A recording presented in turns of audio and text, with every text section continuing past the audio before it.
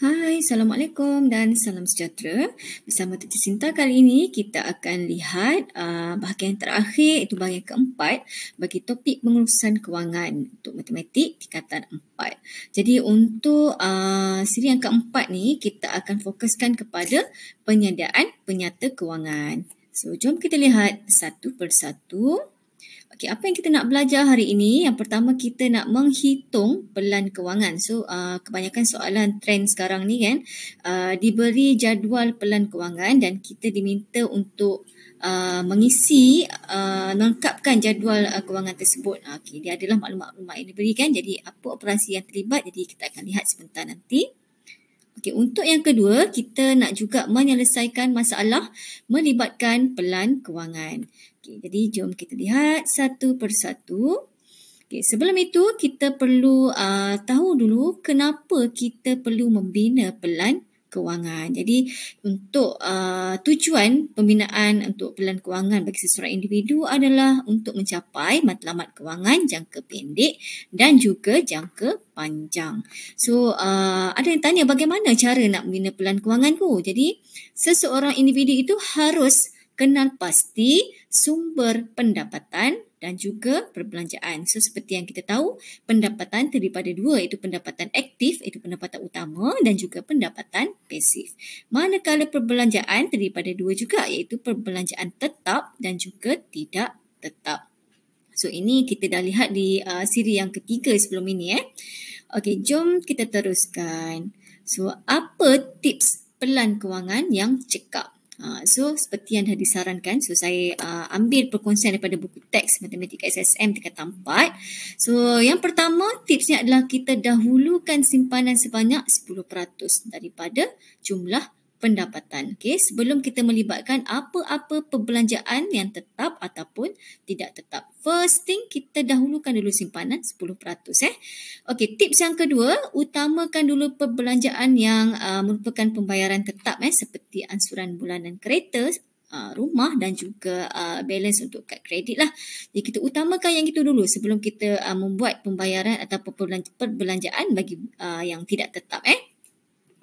Okey, kemudian tips yang ketiga, okey, dia cakap iaitu jika wujudnya aliran tunai negatif, okey, seseorang harus membetulkan pelan kewangan dengan kurangkan belanja yang tidak tetap. Okey, bukannya kurang belanja yang tak tetap yang tetap. Okey, jadi kita perlu kurangkan perbelanjaan yang tidak tetap. Contohnya apa? Kos untuk melancong, bil-bil yang tidak tetap setiap bulan, contoh bil telefon kan. So benda tu kita boleh kurangkan dia punya kos perbelanjaan tu. Dan tips yang keempat, kita tambah sumber pendapatan. Okey, ini kita boleh buatlah ikut kemahiran masing-masing. Okey, supaya apa? Supaya perbelanjaan tetap tidak terjejas. Okey.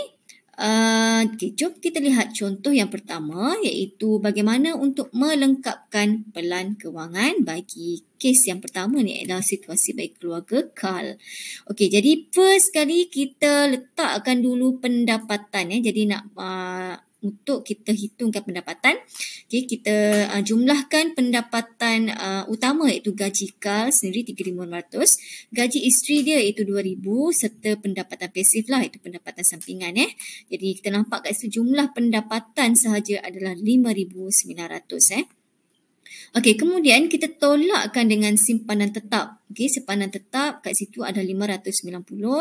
Okey, dan juga tolakkan dengan dana kecemasan. So dana kecemasan adalah 100. Jadi macam mana nak kira baki pendapatan? Jadi kita tolakkan jumlah pendapatan tadi dengan simpanan tetap dan juga dana kecemasan iaitu 5,900 tolak dengan 590 dan juga tolakkan dengan nilai 100. Akhirnya baki pendapatan kita dapat kat situ 5,210. Okey, kemudian kita perlu tolakkan pula dengan belanja tetap. Okey, belanja tetap. Okey, iaitu ansuran rumah 1,250. Okey, ansuran kereta 625. Jadi kat situ kita nampak jumlah belanja tetap bila kita totalkan kedua-dua yang saya sebutkan tadi iaitu 1,875. Okey, kemudian kita tolak lagi dengan belanja tidak tetap seperti makanan dan minuman 350, bil telefon 400, kos melancong 1,200. Jadi jumlah belanja tidak tetap kat situ adalah 1,950, yang mana 350 tambah 400 tambah dengan 1,200. Okey, kemudian kita lihat daripada jumlah pendapatan tadi. Bila kita dah tolakkan dengan simpanan tetap, kita dah tolak dengan dana kecemasan, iaitu 5,210. Kita tolakkan pula dengan belanja tetap, belanja tidak tetap. Akhirnya kita akan dapat kat situ lebihan sebanyak 1,385. Kenapa lebihan? Sebab terdapat aliran tunai yang positif. Sebab kita bila tolak tu kita dapat positif 1,385. So kalau kita dapat aliran tunai yang negatif, dia akan menunjukkan defisit lah, itu negatif nilai akhir tu bila dah tolakkan pendapatan dengan perbelanjaan. Good. So harap boleh faham cara untuk melekapkan pelan kewangan. Okey, next kita teruskan dengan objektif kita yang kedua untuk kita menganalisa pelan kewangan individu. Jadi kat sini contohnya untuk kes Encik Omar. Kalau diberi kat sini, gaji bersih dia adalah 3,500, pendapatan sampingan atau pendapatan pasif dia adalah 500. Jadi kat situ, jumlah pendapatan dia adalah 3,500, tambahkan dengan 500, dapatlah 4,000. Okey, kemudian kita tolakkan dengan simpanan tetap. Kosong, tak ada. Kemudian tolak dengan dana kecemasan 200. Ni memang jadual ni memang diberi, jadi tugas kita analisa saja. Okey, jadi kita tolakkan 4,000 dengan 200, jadi 3,800. Okey, kemudian baru kita tolakkan dengan belanja. First kali tolak dengan belanja tetap, iaitu ansuran rumah 1,500, ansuran kereta. Jadi jumlah belanja tetap kat situ adalah 2,000. Okey, next belanja tidak tetap, iaitu makanan dan minuman 800, bil telefon 250, kos melancong 750. Jadi kita totalkan kat situ belanja tidak tetap adalah 1,800. So last kali kita nak lihat adakah terdapat lebihan ataupun defisit bagi pelan kewangan Encik Omar. Jadi kita tolakkan bagi pendapatan 3,800 dengan belanja tetap 2,000 dengan belanja tetap 1,800. Saya tolak-tolakkan 3,800, 2,000 dan 1,800. Akhirnya kita nampak kat sini lebihan atau defisit dia adalah sifar, kosong. Jadi apa tandanya tu? Jom kita lihat soalan yang pertama. Ditanya, adakah Encik Omar menguruskan kewangan dengan cekap? Jawapannya adalah tidak. Kenapa? Kerana tiada simpanan bulanan. Itu yang pertama. Jelas sekali kat situ tiada simpanan bulanan.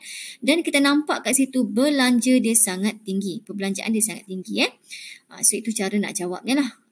Okey, yang B soalan tanya lagi. Beliau ingin membeli laptop berharga RM4,800 dalam masa setahun. Berapakah simpanan bulanan yang diperlukan?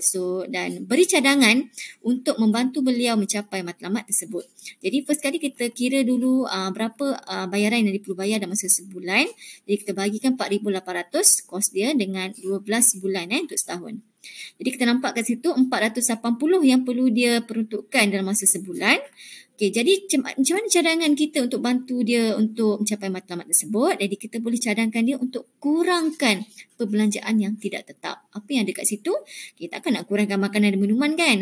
Yang itu susah sikit lah. Boleh dikurangkan tapi agak memberi kesan. Jadi kita kurangkan yang lain, iaitu bil telefon dan juga kos melancong.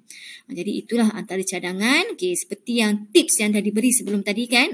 Tips yang diberi tadi kata jika terwujudnya aliran tunai negatif, jadi individu tersebut perlu kurangkan perbelanjaan tidak tetap dia.